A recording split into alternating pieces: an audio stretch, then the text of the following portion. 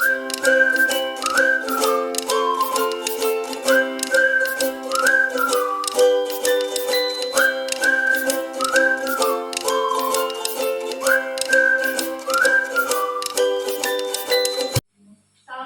warahmatullahi wabarakatuh. Waalaikumsalam warahmatullahi wabarakatuh. Sebelum dimulai pembelajarannya, hari ini kita berdoa dulu ya.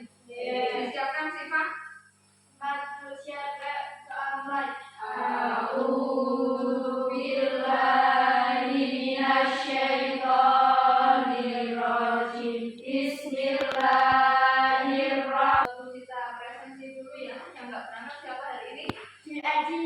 Berarti siapa lagi kok banyak ya? Sebelum mulai lagi pembelajarannya, kita tepuk semangat dulu ya. Tepuk semangat.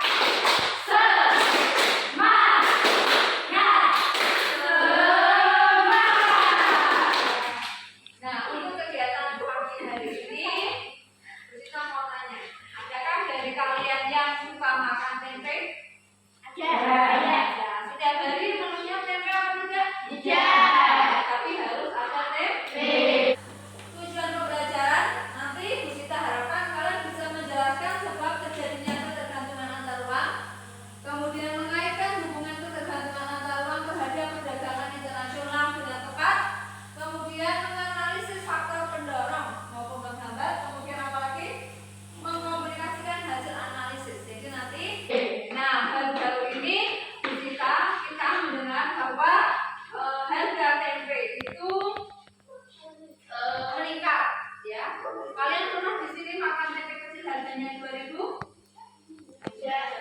Pernah? Ya. Itu kenapa? Itu jadi masalah apa tidak? Jadi masalah karena tempe merupakan salah satu makanan yang dicintai oleh masyarakat Indonesia. Kalau kita sedang tidak punya uang, biasanya kita belinya tempe. Tapi kalau tempe saja sudah mahal, maka kita nanti akan menjadi susah. Gambar apa ini? Sebelahnya? Teh. Nah, kemudian ada gambar lagi. Gambar apa itu? Sawah atau daerah pegunungan. Nah, kalau daerah pegunungan itu biasanya penghasil apa? Sayur, betul. Kalau yang sebelahnya lagi? Ikan itu berarti di daerah mana? Pesisir atau pantai. Nah, kalau misalnya Bu Cita tampilkan gambar itu tadi, apakah ada yang ingin bertanya? Ya, Siva, apa? Apakah sayuran Indonesia yang dijual di luar negeri? Oh iya, sayuran Indonesia itu juga sampai di luar negeri. Ada orang WNI yang dapat suami orang Amerika. Dia tinggal di Amerika, kemudian dia mendokumentasikan kegiatannya sehari-hari. Nah, di situ dia masuk ke pasar Asia. Nah, di situ semua ada sayuran dari Indonesia, ada beras dari Indonesia, pete juga sampai di Amerika. Berarti sayur kita juga bisa sampai ke sana, ya. Ada lagi yang bertanya? Ya, Eva? Di sekitar daerah yang memproduksi tempe itu ada di mana? Oh ya, kalau di daerah Mojokerto ada nggak yang memproduksi tempe? Tidak. Tidak. Tapi kalian bisa makan tempe nggak? Bisa. Nah, kalau di daerah Reban itu sedikit yang produksi tempe. Tapi kalau di Kabupaten Batang ada satu kecamatan Limpung, itu masyarakatnya beberapa menjadi produsen tempe dan tahu. Nah, jadi mereka itu membuat tempe dan tahu kemudian dijual dan kita bisa merasakannya, ya. Daerah yang sama apa berbeda? Beda. Tadi teh diproduksi di mana? Di Mojokerto. Kalau tempe tadi di mana? Di Kecamatan Limpung. Kalau yang sayuran di pegunungan di daerah mana? Gelang, ya. Kemudian yang ikan di daerah mana? Pesisir. Nah, jadi keempat daerah tersebut karena memiliki sumber daya alam yang berbeda, maka mereka saling melakukan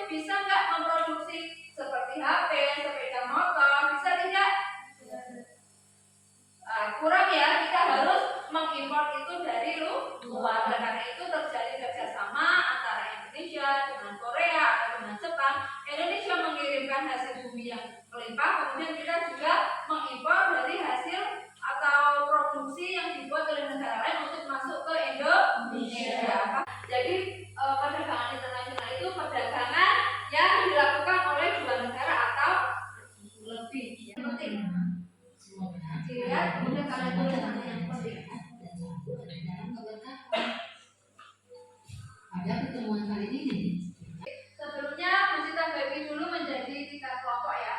Ini kelompok 1, ini kelompok 2, dan ini kelompok 3 ya. Jadi Bu Sita sudah siapkan, nanti bisa kalian pakai. Kalau sudah, di sini Bu Sita bagikan LKPD kelompok 2, dan kelompok 3. Silakan diamati untuk videonya, nanti bisa dikerjakan LKPD. Ramai diperbincangkan tempe tahu, makanan kebanggaan Indonesia yang kayaknya semua orang katanya kalau lagi nggak ada duit makannya tempe. Kalian tadi sudah menyimak tentang video tentang impor kedelai yang besar. Padahal, nah berdasarkan berita ini yang kalian saksikan dan juga LKPD yang sudah Bu Sita berikan, silahkan dikerjakan tiap kelompoknya. Bisa kalian lihat ya, sumbernya ada apa, artikel, ada juga jurnal, dan juga ada bahan ajar yang sudah Bu Sita siapkan. Bisa dibaca, bisa dikerjakan dan didiskusikan bersama dengan kelompok ya. Bisa dimulai. Silakan dikerjakan.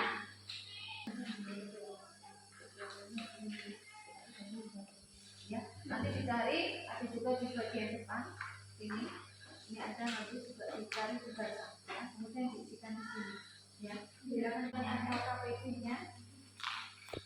Ini bisa dicari di buku paket ada, kemudian di bahan ajar ada ya. Silakan nanti dituliskan di sini.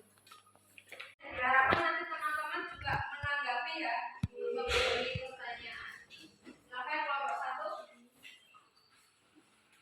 Assalamualaikum warahmatullahi wabarakatuh. Waalaikumsalam warahmatullahi wabarakatuh. Yang pertama, silakan dibaca. Indonesia, Pertanyaannya dulu. mengapa Indonesia mengimpor kedelai dari luar negeri? Ya, kenapa? Indonesia mengimpor kedelai dari luar negeri karena kedelai. Apakah manfaat ketika Indonesia membeli atau menjual kedelai di luar negeri? Ya, jawabannya. Manfaat yang diperoleh ketika menjual atau membeli kedelai dari luar negeri yaitu bisa mencukupi kebutuhan kedelai di dalam negeri. Ya, yang ketiga. Apakah hambatan ketika Indonesia membeli atau menjual kedelai ke luar negeri? Ya, jawabannya. Hambatan ketika Indonesia membeli atau menjual kedelai ke luar negeri yaitu petani kedelai lokal akan kalah dengan kedelai impor. Atau menanggapi? Ya, kelompok 2 apa? Kalau Indonesia menghentikan impor kedelai, apa dampak yang akan terjadi? Dampak yang akan terjadi, maka kebutuhan kedelai dalam negeri tidak akan mencukupi dan akan berpengaruh pada produksi tempe. Ada lagi? Kalau tidak ada, kita beri tepuk tangan untuk kelompok 1. Silakan ditutup. Pertanyaan pertama. Mengapa Indonesia mengimpor kedelai dari luar negeri? Indonesia mengimpor kedelai dari luar negeri karena memiliki ukuran yang seragam dan kadar kotoran yang lebih sedikit sehingga ini menjadi salah satu alasan mengapa Indonesia mengimpor kedelai dari luar negeri. Yang kedua, Membeli kedelai dari luar negeri yaitu bisa mendapatkan kedelai dengan kualitas yang lebih bagus dan cocok digunakan untuk membuat makanan olahan. ya, yang ketiga. Apakah hambatan ketika Indonesia membeli atau menjual kedelai di luar negeri? Hambatan ketika Indonesia menjual atau membeli kedelai dari luar negeri yaitu ketika Indonesia membatasi masuknya hasil kedelai dari luar negeri. Mungkin kelompok lain menanggapi atau bertanya. Kelompok kami hanya akan menambahkan manfaat membeli atau menjual kedelai di luar negeri yaitu dapat meningkatkan produksi olahan dari bahan dasar kedelai. Misalnya tempe Sudah dibersihkan. Sedangkan kalau di kita petani merasa bahwa ketika mereka menanam kedelai, mereka tidak akan mendapatkan untung karena harga jualnya yang sangat murah ya. Selanjutnya, setelah kalian tadi mempresentasikan, adakah hal-hal yang bahwa setiap daerah bahkan suatu negara tidak bisa memenuhi kebutuhan hidupnya sendiri. Mereka tetap harus memerlukan bantuan dari daerah atau negara lain. Kemudian ada pesan yang akan kita sampaikan, yaitu walaupun banyak produk dari luar negeri masuk ke kita, tapi kalian harus ingat tetap harus mencintai produk dalam negeri. Supaya apa?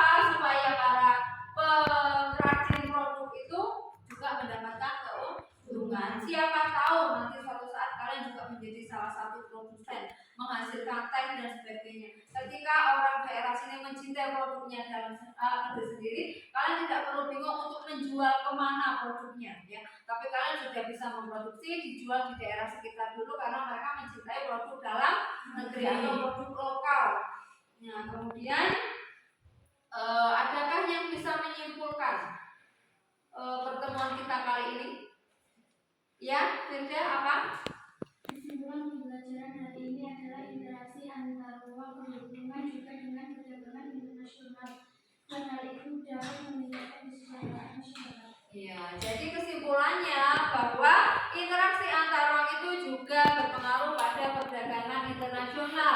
Di mana ketika perdagangan internasional itu akan terjadi, maka bisa menumbuhkan kesejahteraan masyarakat. Karena kita materinya sudah selesai, untuk mengetes sejauh mana pengetahuan kalian dan apakah tujuan pembelajaran kita tercapai. Di sini ada evaluasi. Kalian mengerjakan soal, ya, satu anak satu. Nah, nanti dikumpulkan, tidak usah khawatir, nanti dikumpulkan disita nilai, ya. Ini untuk mengecek apakah kalian sudah paham dan tujuannya sudah tersampaikan atau belum. Nanti dikasih nama, ya, dan dikasih nomor absen juga kelas, ya. Silakan dikerjakan. Misalkan sebisa enggak bisa